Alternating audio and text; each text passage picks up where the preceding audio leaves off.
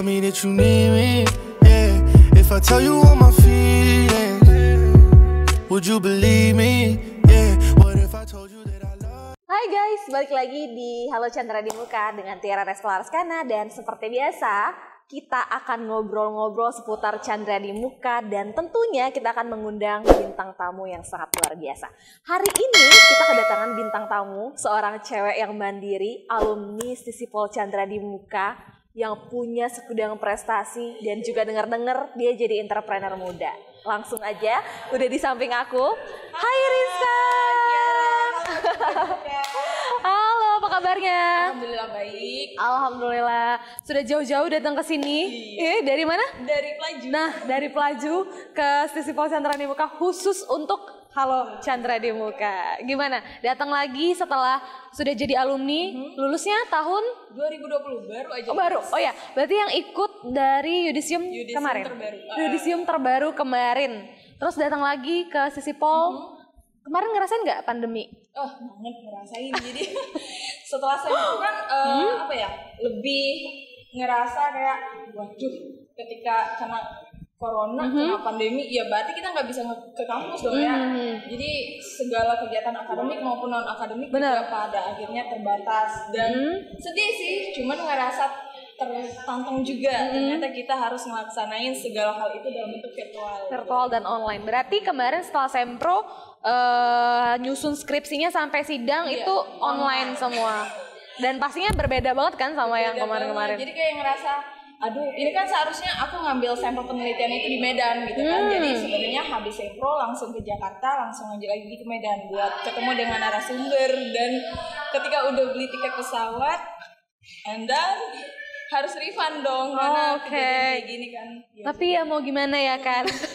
Oke, terus sekarang kita udah mulai ngejalanin new normal. Terus sekarang udah mulai aktivitas lagi? Udah datang. Terus datang ke Sisipol lagi. Gimana rasanya? Coba dong diceritain. Gitu kan ngelihat sekarang Sisipol makin berkembang gitu kan. Terus sekarang gedung Suarlina sekarang jadi makin keren gitu kan. Semoga nanti ke depan makin banyak kegiatan yang bermanfaat bisa kita lakuin di sini bareng. Oke. Nah, terus kemarin selama pandemi kegiatannya apa aja selama pandemi dan juga sekarang secara new normal apa aja sih yang dilakukan sama Rizka? Oke, jadi selama pandemi itu aku lebih banyak melaksanain kegiatan sosial bareng Dompet Duafa. Oke.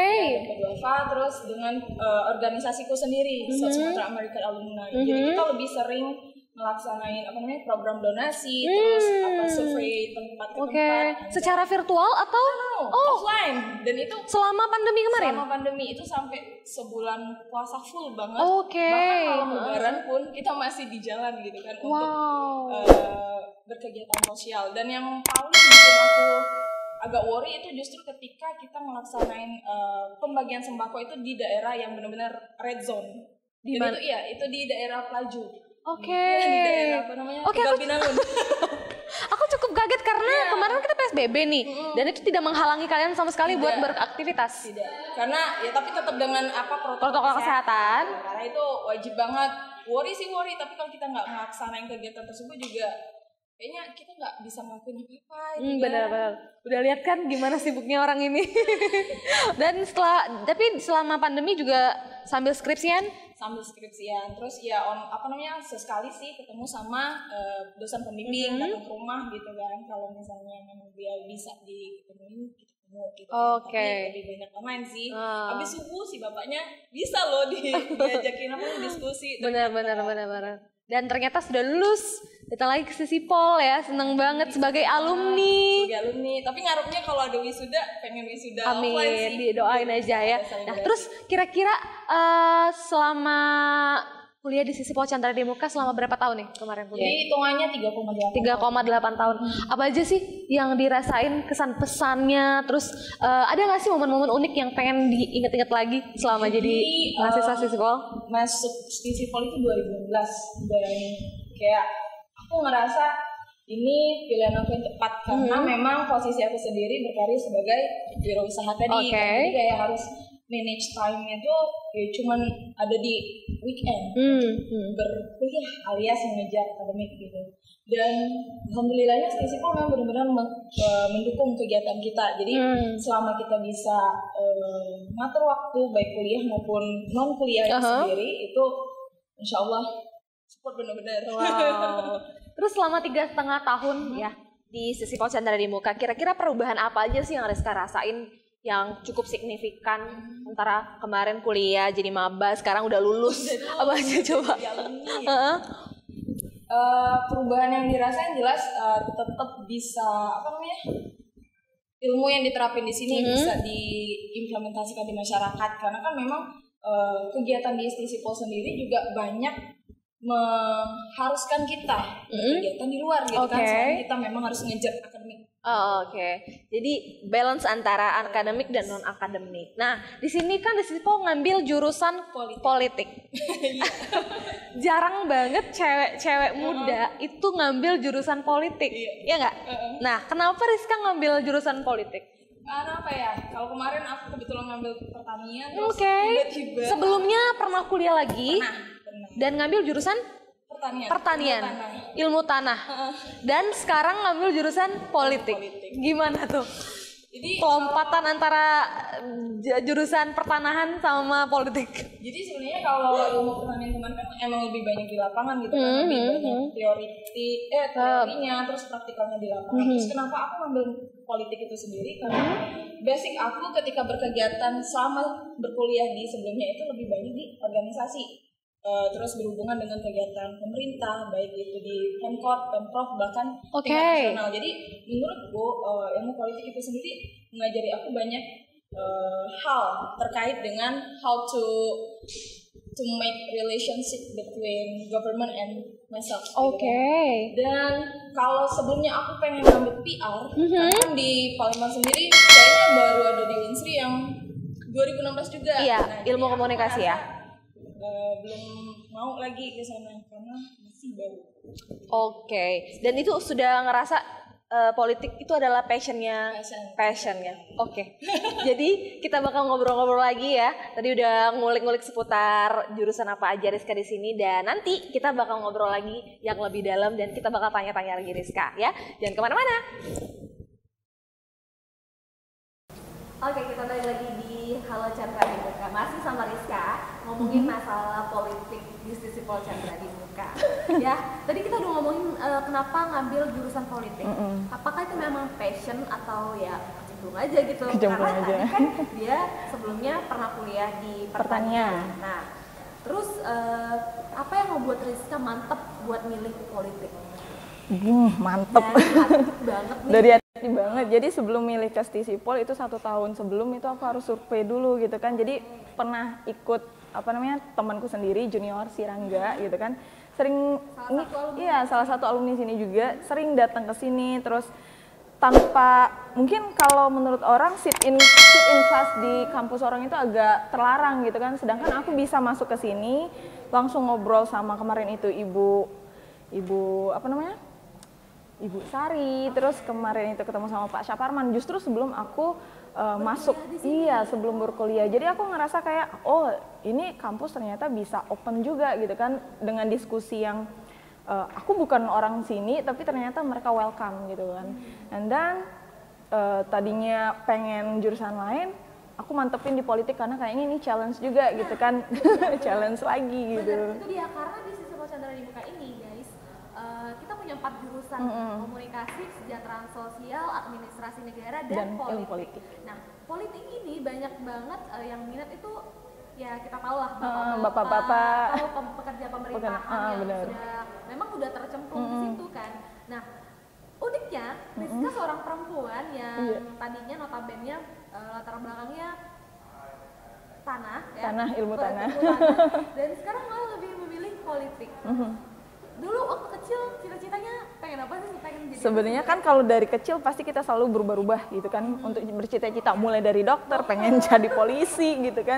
Tapi sebenarnya spesial sekali aku tuh pengen jadi seorang seniman gitu kan. Seniman, jadi kayak aku harus kuliah nanti di IKJ atau ISI gitu kan. Tapi ternyata berhubung dari SMP SMA itu ngandelin beasiswa, dan ternyata untuk dapetin beasiswa di ISI-IKJ itu agak sulit gitu kan. It is quite expensive. Jadi tetap aku berkarya dengan apa yang aku bisa, mulai dari melukis, nyanyi, nari, aku ikutin gitu kan. Cuman kalau untuk kuliah kayaknya aku masih belum sanggup pada saat itu. Jadi ya udahlah, mumpung aku ketemu dengan tempat yang tepat untuk berkuliah gitu kan, sembari aku bisa bekerja, why not? That's why dia memilih politik di sebuah Chandra Dimuka. Betul. Menarik nih. Dan selama kuliah ada nggak dosen yang menyentuh di hati, atau pengalaman selama kuliah nih yang seru-seru, yang asik sama dosen? Selama kuliah yang jelas seluruh dosen itu pada baik gitu kan. Maksudnya ketika, Bu, aku pengen ikut kegiatan di luar nih. Kemarin itu sempat yang ada kegiatan di Jogja, lomba, bukan lomba, workshop sekalian ada kompetisi juga, yang itu climate blogger. Jadi kita berkegiatan tentang lingkungan tapi berhubungan juga dengan politik. Itu dari luar kah? Atau Dari luar. Dan mencari sendiri? Iya, mencari sendiri gitu kan. And then kampus support, karena memang selain, walaupun itu bentuknya temanya lingkungan, ternyata itu kita juga bahas tentang policy atau kebijakan-kebijakan terkait lingkungan. Itu berarti nyangkut dong dengan yang namanya politik. Terus oke lah, diterima dan diokein gitu kan. Alhamdulillah kemarin juga menang, walaupun itu sebenarnya bukan, itu juara pertama. Wow. Iya, tapi itu kemarin barengan sama yang Bali, Bandung, sama Jakarta. Jadi satu tim kita berempat bikin projectnya di sana. And then the second time itu waktu aku ikut kegiatan Riau International Youth Summit.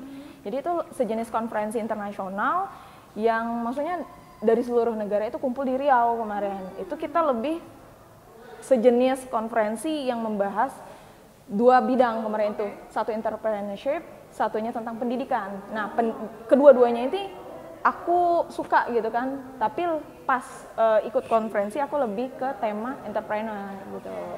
Dan di situ juga menang, ada kompetisinya juga gitu. Jadi selama kuliah di politik, dosen-dosennya Mendukung banget. Mendukung banget. Terus secara materi nih, secara tertulis atau secara apa ya, kalau tadi kan kegiatan di luar, kalau kegiatan di dalam selama perkuliahan sendiri, apa sih yang membuat Rizka belum bisa move on dari politik?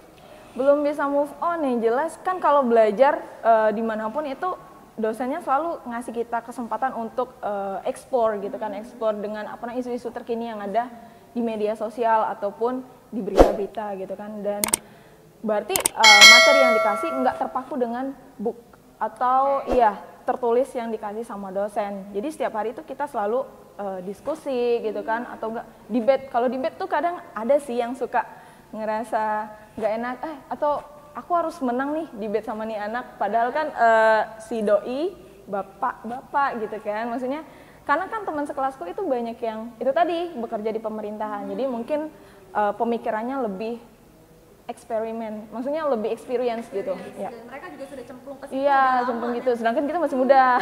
Dan gap umurnya juga jauh banget. Itu kalau aku ngerasa jurusan politik itu banyak, kalau politik itu kan banyak cowok, notabene cowok dan udah lumayan dewasa. Gimana Rizka ketika kuliah rasanya? Yang jelas jadi kembang kelas gitu kan, maksudnya kalau misalnya kita nggak masuk pasti mereka cari, Riz kok nggak masuk gitu, kadang dicari gitu kan. Maksudnya karena memang mereka cowok ya pengen refreshing juga, harus ada cewek di kelas. Oke, tadi sudah sempat kita singgung juga Rizka banyak banget kegiatan di luar, terutama Rizka ini adalah bisa dibilang ngumpulin prestasi di luar, banyak banget mengharumkan nama Sisipol juga tentunya ya. Terus kegiatan-kegiatan apa yang udah pernah Rizka lalui di luar dan pernah ikutin dari semasa kuliah sebelum Sisipol? Dan dengar-dengar katanya pernah kuliah di Malaysia juga kan? Iya, Malaysia dan Thailand. Malaysia dan Thailand, itu ambil jurusan apa? Itu kemarin pertanian, masih sempat pertanian, tetap pertanian. Tapi kalau yang di Malaysia itu kemarin programnya dari Dikti, beasiswanya dari Dikti langsung. Dan kalau yang di Thailand itu lebih ke beasiswa dari universitas yang ada di sana. Dan kenapa tidak dilanjutkan? Kenapa tidak dilanjutkan? Karena ketika harus aku buka nih yang kayak gini kan. Penelitian yang aku ambil itu sebenarnya enggak sesuai dengan mata kuliah wajib yang aku ambil selama sebelumnya. Tapi aku tetap ikutin karena memang profesor di sana welcome untuk aku ikut kegiatan beliau di sana. Oke. dan akhirnya tercemplung ke sini, tapi bukan tercemplung ya, maksudnya memang pilihan hati. Pilihan dan menyelesaikan, harus diselesaikan. Oke, nah balik lagi ke ekstrakurikuler tari dan kegiatan-kegiatan di luar. Apa aja yang pernah Rizka capai dan kegiatan-kegiatan apa aja sih yang udah pernah Rizka ikutin? Kalau tiga besar kegiatan yang sering aku ikutin sampai sekarang aku ikutin itu ada tiga. Yang pertama Purnacara Pemuda Indonesia, yang kedua Duta Bahasa, dan yang ketiga Sok Sumatera American Alumni. Oke. Jadi ketiga ini emang concernnya di beda-beda bidang. Apa aja tuh? Itu tadi lebih ke kegiatan kepemudaan, pemberdayaan masyarakat seperti itu. Yang kedua Duta Bahasa, ya jelas ya Duta Bahasa pasti mensosialisasikan masalah literasi yang ada di Indonesia. Dan yang ketiga Sok Sumatera American Alumni ini merupakan wadah dari alumni-alumni kegiatan yang dilaksanakan oleh pihak Amerika Serikat. Oke, menarik. Nah, guys, tadi kita udah ngobrolin masalah kegiatan-kegiatan Rizka di luar yang pastinya luar biasa banget sampai ke luar negeri. Tapi jangan dijawab dulu, nanti kita bakal balik lagi setelah yang satu ini dan nanti kita bakal ngobrol-ngobrol lagi yang lebih dalam sama Rizka. Oke guys, kita balik lagi sama Rizka dan sama Tiara juga tentunya ya. Tadi kita udah ngobrolin masalah perkuliahan di Festival Chandra di Muka, tentang politik, passionnya dia. Ternyata dia ini adalah suka banget berkegiatan di luar kampus yang tentunya membanggakan festival juga. Nah, kita tadi ngobrolin tentang 3 kegiatan yang Rizka ikuti sampai sekarang. Kita mulai dari cerita-cerita lagi. Kenapa Rizka memilih ketiga kegiatan itu dan apa aja sih perjuangan yang pernah Rizka rasain ketika tercemplung atau ikut kegiatan itu? Kalau untuk yang pertama yang masalah Purnacara Pemuda Indonesia, ini jujur aku 3 kali ikut kompetisi gitu kan, 2010, 2013 dan terakhir 2015. PCMI itu kalau teman-teman bisa lihat-lihat di peranalanya di Dispora Sumsel gitu. Terus yang kedua Duta Bahasa Sumatera Selatan. Jujur ya aku paling nggak suka ngikut pageant gitu kan, karena selama ini aku ngejar yang namanya akademik. Tapi di zaman aku kemarin yang Duta Bahasa itu 2014 ada kedengeran kalau misalnya Duta Bahasanya agak berbeda gitu kan, bukan sekelas pageant yang selama ini kita tahu. Karena seperti yang kita tahu pageant kan ya cantik, aku nggak cantik. Walaupun ya motong gitu, cantik dong perempuan. Jadi kalau cowok bukan cantik namanya. Iya, jadi Duta Bahasa itu sendiri lebih ke makalah, terus FGD, terus lagi kita bikin project berkaitan dengan literasi. Ini benar-benar yang seimbang antara akademik non akademik. Dan terakhir yang Sumatera American Alumni itu lebih ke how to contribute to our society, karena kan kita kalau misalnya ikut sebuah program dimanapun kalian mau gitu kan, pulang dari program harus ada feedback buat society. Jadi itu aja sih. Terus selama ikut kegiatan Rizka ngerasa nggak jurusan politik Rizka membantu banget nih dengan kegiatan? Banget, karena terutama yang di Sumatera American Alumni dan juga PCMI, karena itu kan kalau PCMI lebih ke berhubungan dengan Dispora dan Kemenpora lebih. Dan kalau Sumatera American Alumni itu kita bekerja sama dengan konsulat Amerika yang ada di Medan dan juga yang ada di Jakarta. Di Palembang enggak? Di Palembang enggak. Kalau untuk wilayah Sumatera ada di Medan. Jadi kalau pusatnya itu Kedubes Amerika Serikat yang ada di Jakarta. Kegiatan berjangka panjang dari kegiatan itu apa aja? Kalau yang terdekat itu lebih ke kita ngasih kemah integritas untuk anak SMA, SMK se-Sumatera Selatan. First time itu kita laksanain di Februari kemarin. Itu bareng dengan si Kak Rangga gitu kan, sebagai pilot leadernya gitu untuk project ini. Jadi seharusnya bulan kemarin itu kita harus ke daerah Surolangun yang di Jambi, Sukanak Dalam untuk nerapin kegiatan kemah integritas. Tapi karena pandemi agak dipending gitu ya. Jadi semoga aja next month bisa kita laksanain. Jadi kegiatan-kegiatan yang Rizka jalanin di luar itu membantu anak-anak SMA atau mahasiswa-mahasiswa yang kayaknya punya passion atau di bidang politik gitu. Jadi politik terlihat sedikit menarik ya. Iya, biar maksudnya jangan sampai anak-anak muda itu tabu akan politik. Politik itu sebenarnya menarik, apalagi untuk dikenalkan kepada anak-anak SMA. Gitu. Luar biasa banget guys, udah berprestasi tingkat nasional ya bisa dibilang, dan berkuliah politik unik banget. Dan dengar-dengar Rizka juga punya Usaha. Usaha. apa? Kalau usaha sih lebih ke online gitu kan, tapi sekarang ke coffee shop karena yang mau datang boleh nih ke Pelaju Coffee yang ada di Pelaju Coffee. Itu jadul banget ejaannya, itu dari 2016 udah established gitu kan. Anda kalau untuk dari rumah itu lebih ke makanan ringan gitu kan, dari brownies panggang, salad buah yang sebenarnya nggak terlalu digembiar-gembiar di media sosial, tapi dari mulut ke mulut aja. Oke, berarti selama mengisi Kekosongan ini ya, sambil berbisnis dan juga banyak kegiatan di luar. Iya. Mau lanjut S2 nggak? Pengen dong. Kira-kira mau lanjut S2 nggak nanti? Pengen banget. Pengen banget. Kebetulan kan kemarin aku dengar dari Ibu Sari kalau misalnya di Sisipol sendiri ada yang jurusan namanya komunikasi politik. Komunikasi politik, benar. Ya gitu. Jadi aku mungkin berkeinginan juga ke sini. Cuman ternyata ada chance juga buat ke apply beasiswa di Australia. Gitu. Tapi sekarang lagi preparation buat kayak ngurus TOEFL, IELTS dan sebagaimana lainnya karena itu seleksinya bulan Januari 2021. Wow. Doain ya. Semoga Rizka langsung nanti S2-nya di Australia. Amin. Dan proud to be alumni of Sisipol Chandra di Muka. Iya dong. Jangan lupa dikenali Sisipol Chandra di Muka teman-teman di Australia. Kalau aku sih pasti keterima lah. Amin. Agak sulit loh kali namanya beasiswa ini. Kompetitornya sedunia. Oke. Terus Rizka kira-kira ada nggak yang disampaikan sama teman-teman di rumah atau teman-teman yang masih kuliah, terutama di jurusan politik yang ngerasa kayak susah banget nih kuliah politik atau ngerasa kayak aku salah jurusan nih salah jurusan politik, karena aku ngerasa aku masih muda nih. Ini ada contoh anak muda yang tetap kuliah politik tapi berkegiatan juga di luar sana. Boleh dong disampaikan buat teman-teman di rumah?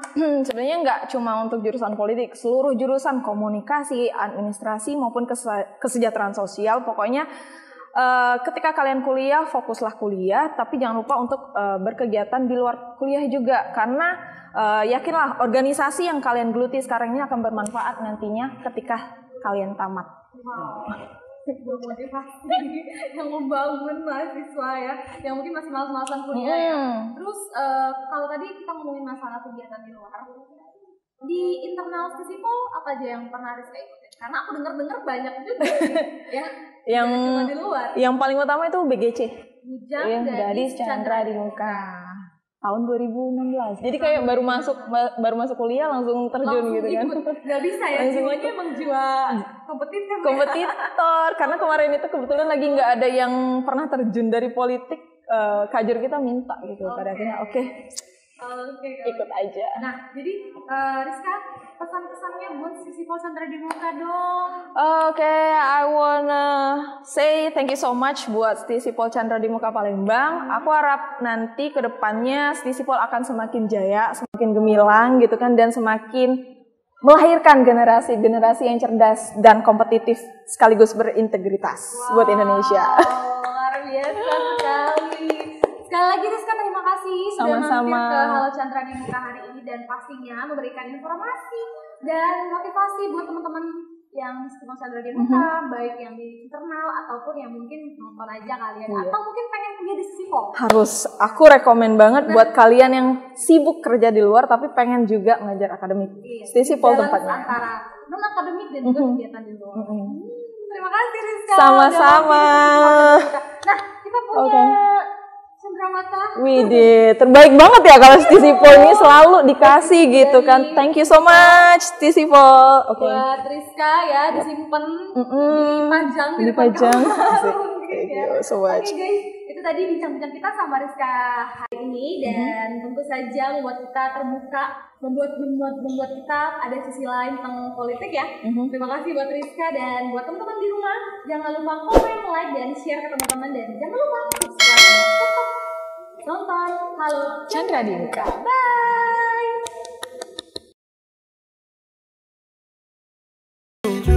Would you tell me that you need me? Yeah.